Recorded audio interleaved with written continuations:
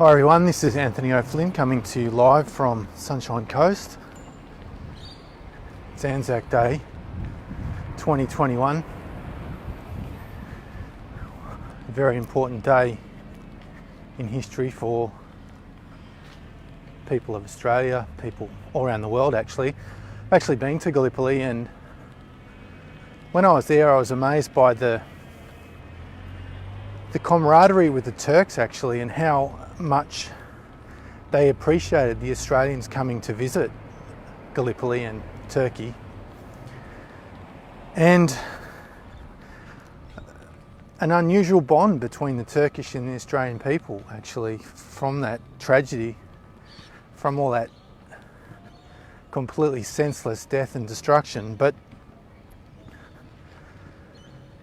it is an important day in Australian history. If you're not from Australia, ANZAC actually stands for Australia and New Zealand Army Corps. So it's basically referring to the collective war effort on behalf of Australia and New Zealand. And ANZAC Day is remembered for all servicemen and women who have served, and respects paid to all of those individuals and the contribution they've made. Obviously, so many people did die in what was referred to as a Great War, actually World War I, but the death and destruction of the 21st century through violence is a pretty dark chapter for humanity. And we're in one still now in 2021. It's just a different version of war. It's more of a war of stealth, a covert war. Perhaps even a war of consciousness can be described that as also a spiritual war. Importantly though, the definition of a war means two opposing enemies or two opposing forces, and really until 2020, the opposition to the total tyranny and control systems that is seeking to suppress and control humanity at all levels has been very minimal. The opposition has been really insignificant. People are confused, are indoctrinated, are living in a state of profound mind control. And of course, when you say that to someone, their first response is that I'm not mind controlled. Well, that's the whole point of mind control. You don't know that you're mind controlled. I'm actually on my way down now to the memorial here in Cotton Tree. I'm here on the Sunshine Coast in Cotton Tree in my neighbourhood, and I just thought I'd come down and see what's happening here on the afternoon as the sun sets on ANZAC Day. I saw that there was a lot of arrangements made to set up a lot of, for a ceremony for dawn service this morning. Didn't get to it myself, but I've been working flat out actually. Preparing everything for a new retreat I'm running at Mission Beach, which is 2 hours south of Cairns. Yoga, meditation, mindfulness in July. Put a link in the comments. It's an eco lodge called Sanctuary Retreat, and it's absolutely incredible. It's spectacular. It's like 50 acres of tropical rainforest, and yeah, it really is a natural paradise there. But I just wanted to check in and make this video to give a few ideas of where we're really at. This is a very, for me at least, a reflective day, ANZAC Day, particularly this year, to consider where we've come from as a culture here in Australia, where we're going, also obviously at a planetary level. But the point is that many people would say, oh, and rightly so, that World War I was the loss of innocence for many people in Australia and collectively as a culture. There is some truth to that. We also fought in the Boer War, but World War I was really a landmark moment for the people of Australia. And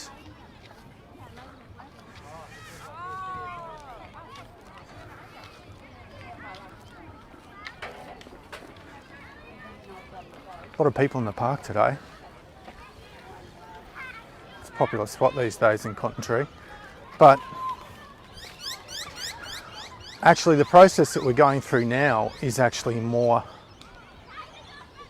a deeper process than World War I in my view, because Australia has been even regarded as the lucky country in the 60s, where we had so many natural resources and so much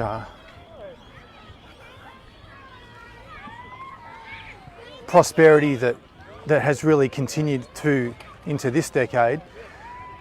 But the transformation that we're going through now is far deeper than that, and it really is a momentous... Actually, I'm not going to go down to the War Memorial, it's just so many people around, it's a bit noisy. But this is now truly the opportunity for Australian culture to transform, and we're really moving into this process of a deep maturing for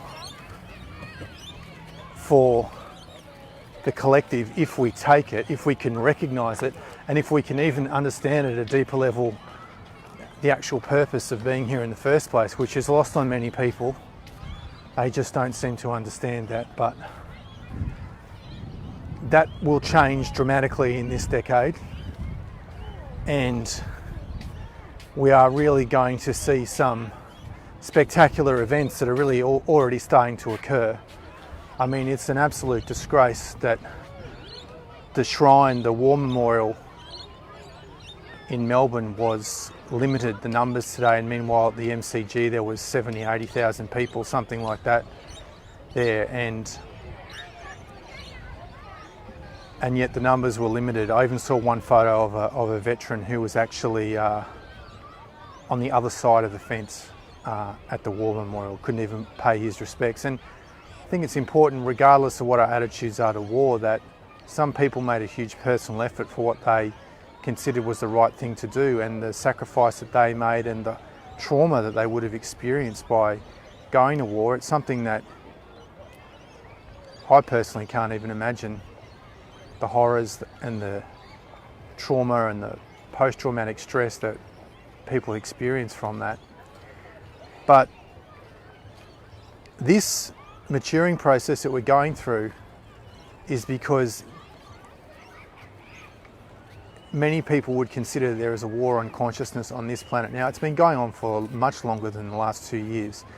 But what is significant is that the powers that be have made such incredible encroachments on our freedoms, our liberties, our civil rights, that now there has been an awakening that is unprecedented, that is basically a response to what's occurring with this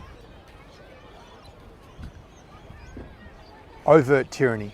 And because the tyranny has moved from covert to overt, it has now been front and centre for many people's daily experience, that it can no longer be ignored. And so because of that, we're starting to see now the blowback and the awakening and the recognition that there is a coordinated systemic force on this planet, whatever label you give to it, whatever name you give to it, that is systematically attempting to oppress the human spirit, to fracture the human soul by the creation of this schizophrenic world and lifestyle, with many of the draconian and tyrannical measures that we've seen implemented last year. This hasn't started last year. It's been a long time build up to this, to put all the framework and the various government agencies and regulations and rules, and also the technology in place to create the potential for this. But now we're seeing the abuse of this power and a complete abuse of the actual process of government itself and what the government is actually elected to the duties they're elected to perform all around the world. This is not just here in Australia. But this war is a different war to World War I. I mean, in Gallipoli, I remember seeing the trenches were so close together, it was kind of shocking to think that the two opposing armies were even in that proximity. I mean, I think you might have even been able to hear people talking just in the different trenches and different armies. They were that close, some of them at least. So now, because of the indoctrination, because of extremely sophisticated psychological methods and behaviour modification methods, we're now faced with a situation where there is a conflict of consciousness or a oppression of consciousness occurring, and yet there is such a deep indoctrination by millions, if not billions, of people around the world that they simply cannot perceive what that is and how that's showing up under the form of civil rights, human rights abuses, and medical mafia, and all the restrictions and things which has basically been labelled the new norm. There's nothing normal about living in a world that these complete sociopaths and psychopaths are attempting to create. And this is really where we're at now in this great awakening, because it really has been a massive aha moment for so many people around the world now to actually see that there is a coordinated, systemic, orchestrated attempt to regulate and coerce humanity and to destroy business and to destroy jobs and employment and freedom and liberties and all the things that we take for granted. And notably on a day like ANZAC Day, that's precisely what the diggers went to die for, to fight for, and ultimately to die for in their efforts. And it really is a time for us to reflect on what's important to us. What values do we have today in 2021? And when we look around and see what is really important to people, they are in a state of hypnosis and don't understand the erosion of all these civil liberties that are occurring literally day by day, even week by week. And then the response to that is incredibly minimal. And regardless of what you think about the motivations or the act of war itself, it's important to recognise that those young guys, when they signed up to go to World War I, and when they went to Egypt and then Turkey and everywhere else they fought in Europe and so on, and World War II and the other wars, they believed in the values that we have today in Australia, or we did have, and they believed in freedom, and they were prepared to die for it. And yet today, the overwhelming majority live in a total state of fear. And the weapon of fear is perhaps the greatest single tactic that the powers that be are using to try to oppress the human spirit. By keeping the population in a state of ongoing fear, they're simply able to coordinate and systemically control millions, if not billions, of people, because they know that they can't do it by force. They know that they can't regulate it in any other way except through the control of consciousness itself. And this is what's so important to really consider, is that when you are in a state of fear, you're much more easily controlled, because you are not able to integrate new information. You're not able to process new information. And this is the state that so many people are around the world in today. And this state of fear is not necessarily a state of fear like, oh, you were nearly in a car accident or a snake nearly bit you or something like that. It's an ongoing, perpetual state that is reinforced and is continued through the consumption of the mainstream media. And this is why the mainstream media are one of the archetypal pillars of this method of the war against humanity, through this ongoing, systemic, ritual, continual psychological warfare, behaviour modification, psychological manipulation. And yet most people automatic knee-jerk response is that they're not under any form of mind control. And the reality is that yes, pretty much every person on this planet is under some form of mind control to some degree, that they are influenced by what is considered to be the norm, the standardised behaviour, advertising, the media, the government, in a way that they compromise the innate qualities of the human soul. And that's why this Great Awakening is a rediscovering or a renaissance for many people to really start to reintegrate as to what it means to be human, what it means to be sovereign, what it means to choose how we want to live our life, what it means to be free.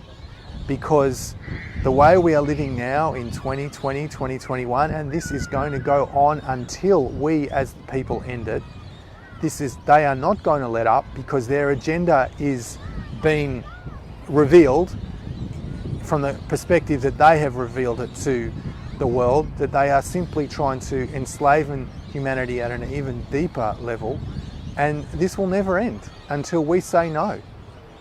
And this is why when people are living in a state of fear, they are simply too afraid to stand up for what is right. And the legacy, the sad thing is the legacy at this point, I'm totally optimistic that it will change, that the legacy that many people will have in the Great Awakening, that they were simply living in a state of fear and were too afraid to find their voice. They were too afraid to speak out. They were too afraid to leave a legacy behind for their families, for the future generations of people who they will never meet in their family and in the wider, broader community, simply because they're too afraid. And look at what the ANZACs did. I mean, these guys ran at machine guns. They really must have known that what they were being sent to was basically, their graves when they were sent into some of those battles, and that the chances of them surviving were very slim, and they still did it. And here we are in 2021, and the question is, well, how will we turn this around? There's a lot of very optimistic signs that this is occurring now. I'm super optimistic that this decade, the next decade, that things will change dramatically, but it's not going to happen by itself.